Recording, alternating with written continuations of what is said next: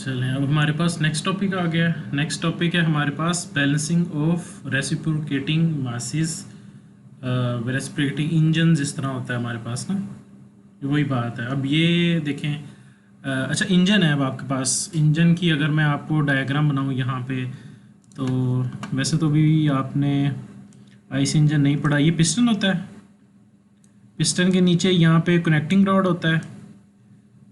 Connecting rod यहाँ जाके एक पिन लगी होती है और फिर आपके पास यहाँ पे क्रैंक शाफ्ट होती है, ऐसे इस तरह क्रैंक शाफ्ट होती है। एंड देन एक सेकंड पिस्टन होगा, एक थर्ड होगा, फोर्थ होगा। अब क्रैंक शाफ्ट आपकी रोटेट करती है, तो ये हमारी वो रोटेशन है।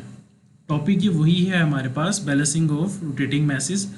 अब इसमें क्या है, साथ रेसिप्रोकेटिंग भी ऐड हो गया ना। अब पिस्टन क्या है, ऊपर नीचे मूव करता है। पिस्टन की डायरेक्शन ऐसे ऊपर नीचे होती है, ये ऊपर नीचे मूव करेगा तो आपकी ये जो है वो रोटेट करेगी।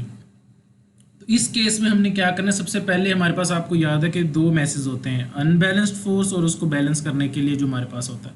तो हमने सबसे पहले वो दोनों के दोनों मैसेज निकालने के इसमें से कौन से निकलते हैं।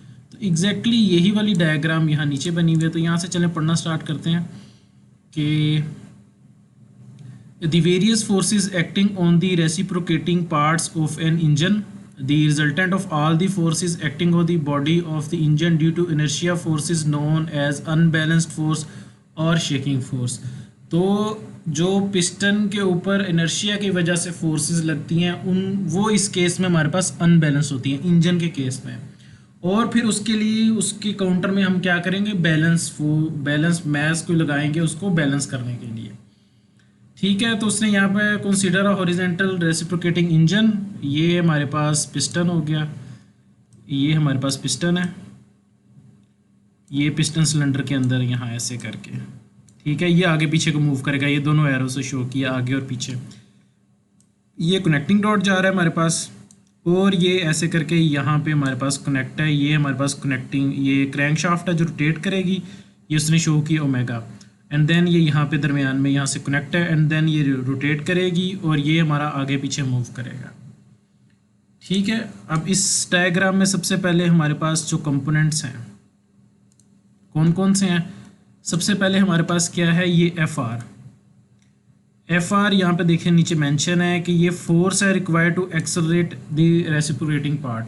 बेसिकली ये फोर्स है, यहाँ से ऊपर से प्रेशर लगता है ना, बर्निंग होती है फ्यूल की, तो वो ये फोर्स लगती है नीचे को, तो ये वो फोर्स है एफ आर जो इस पार्ट को इस तरफ को राइट साइड की तरफ को मूव करेगी, एक्सेलरेट करवाएगी। तो एफ आर ये वो फोर्स है।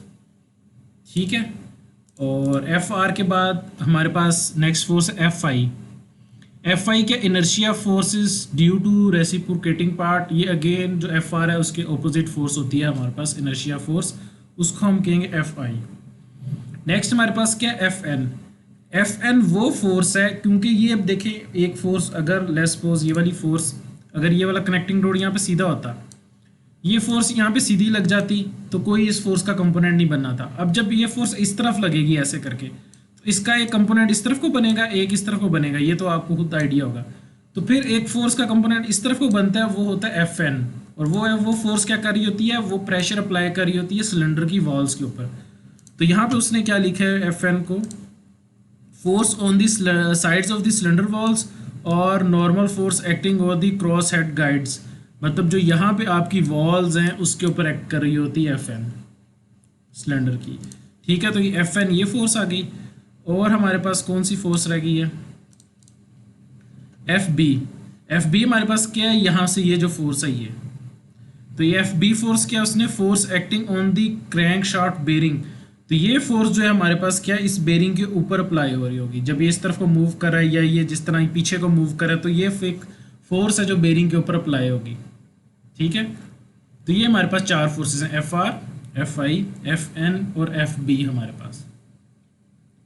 ठीक है, अब ये डायग्राम को थोड़ा सा अपने माइंड में रखना है और हम नीचे चले जाते हैं थोड़ा सा, अगर डायग्राम भी साथ साथ ही आती रहे। चलो ये भी इसको पढ़ते हैं। अब उसने बताया since F R and F I R equal in magnitude but opposite in direction. F R जो है वो बेसिकली एफ आर इस तरफ को लग रही है और एफ आई इस तरफ को लग रही है, दोनों फोर्सेस इक्वल हैं, ऑपोजिट इन डायरेक्शन है। ठीक हो गया, तो देयरफॉर उसने F R is equal to F I कर दिया।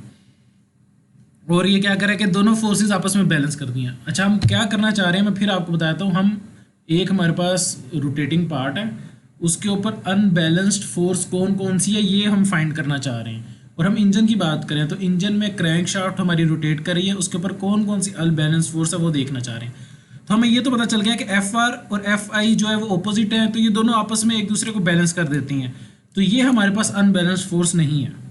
ठीक है, अब हम आगे चलते हैं कि अच्छा और कौन सी फोर्स होगी। Then the horizontal component of F B, F B का horizontal component F B H, ये हमारे पास एक क्या है, इसका एरो सॉरी उस तरफ को है, ये हमारे पास एक अनबैलेंस फोर्स है एफ बी और एफ बी एच। उसको कहा उसने along act along the line of reciprocation, इस लाइन के ऊपर ही है जिसके अंदर वो रेसिप्रोकेट कर रहा है, and also equal to F I. This force F B H is equal to F U, इसको हम एफ यू भी कहते हैं। ये एक अनबैलेंस फोर्स है, ठीक है, क्योंकि F R equal to F I था, वो तो बराबर होगी।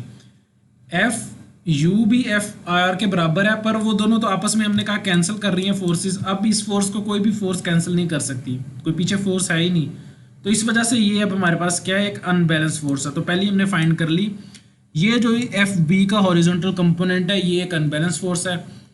ठीक हो गया, फाइंड होगी हमें। अब हम नेक्स्ट नीचे चलते हैं, एक अनबैलेंस फोर्स हमने फाइंड कर ली। अब the force on the sides of the cylinder, वो जो एफ एन थी ये साइड्स के ऊपर, and the vertical component of F B, ये वर्टिकल कंपोनेंट है एफ बी वी वाला जो है, ये वाला वर्टिकल कंपोनेंट, वी का मतलब है कि ये वर्टिकल है, are equal and opposite and thus form a shaking couple of magnitude. और उसने बता दिया कि ये जो है हमारे पास एक यहाँ पे लग रही है, एक यहाँ पे लग रही है।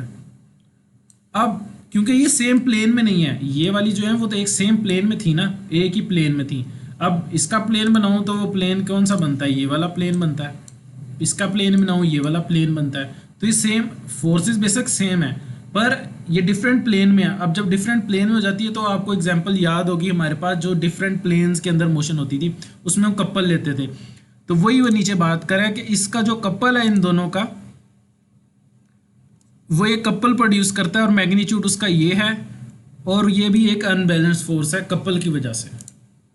ठीक हो गया, ये आपको पुराने टॉपिक से याद आ गया होगा। ठीक हो गया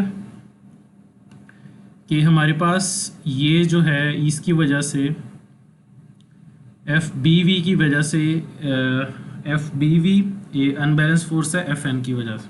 ठीक है, यहाँ पे मेंशन किया हुआ कपल है। अब आपने सारी फोर्सेस वगैरह आपको पता चल गई। अब जो हमारा टॉपिक है primary and secondary unbalance force for reciprocating message, इसका हमने वो कैलकुलेट करना है, इक्वेशंस कैलकुलेट करनी है इस जो हमारे पास ये फोर्सेस लग रही हैं। हमारे पास पता है एम है मैस ऑफ रेसिप्रोकेटिंग, ये जो है ना ये पिस्टन, इसका एम, ये छोटा एम लगा हुआ है, मैस इसका, length of the connecting rod L, length ये है यहाँ से लेके कनेक्टिंग रॉड यहाँ तक कनेक्ट हो रहा है, ये एल है हमारे पास। नेक्स्ट हमारे पास क्या, R radius of the crank जो थी उसका रेडियस, ये हमारे पास ये है रेडियस ये। उससे नेक्स्ट उसने ओमेगा बताया होगा कि ओमेगा क्या है हमारे पास, ये हमारे पास ओमेगा एंगुलर वेलोसिटी है।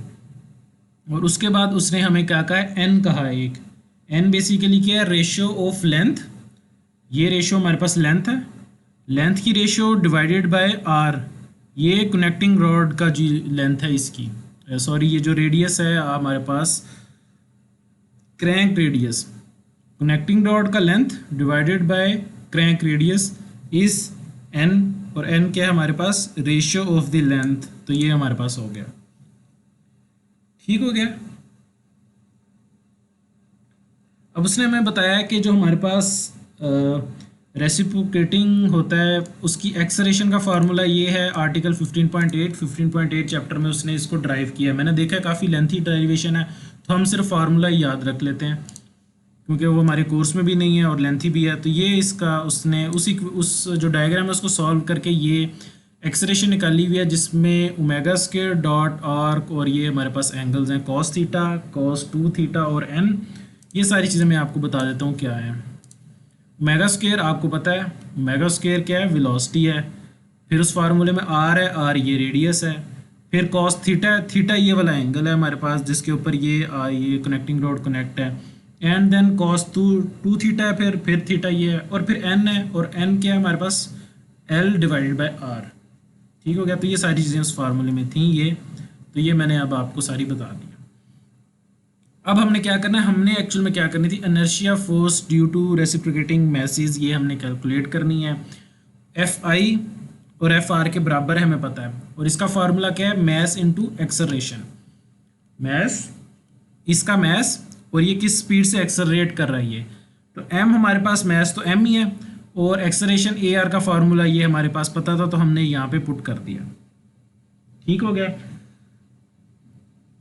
और नेक्स्ट हमारे पास उसने क्या किया है, अब इसको मल्टीप्लाई कर दिया है, एम ओमेगा स्केयर सिंप्लीफाई किया सिर्फ, कि ये वाला फैक्टर जो है इससे भी मल्टीप्लाई कर दिया है, एंड देन फिर ये वाला फैक्टर इससे भी मल्टीप्लाई कर दिया। तो अब हमारे पास क्या है, दो वैल्यूज़ आ गई हैं, ये वाली दो वैल्यूज़ मल्टीप्लाई करके। तो उसने पहली वाली को क्या कह दिया, F P primary unbalanced force, और सेकेंड दूसरी वाली को क्या कह दिया, सेकेंडरी अनबैलेंस फोर्स। तो मैंने आपको बताया था कि हम बेसिकली अनबैलेंस्ड फोर्स ही कैलकुलेट करना चाह रहे थे रोटेटिंग सिस्टम में। तो क्रैंक के ऊपर जो है पिस्टन की मोशन की वजह से ये दो अनबैलेंस्ड फोर्स लग रही हैं, ये हमने कैलकुलेट कर लिया। ठीक हो गया, primary and secondary unbalanced force.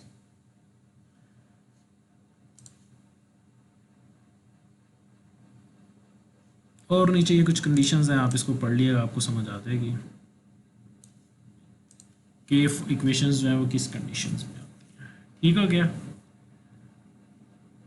अब फिर नेक्स्ट टॉपिक नेक्स्ट वीडियो में करते हैं।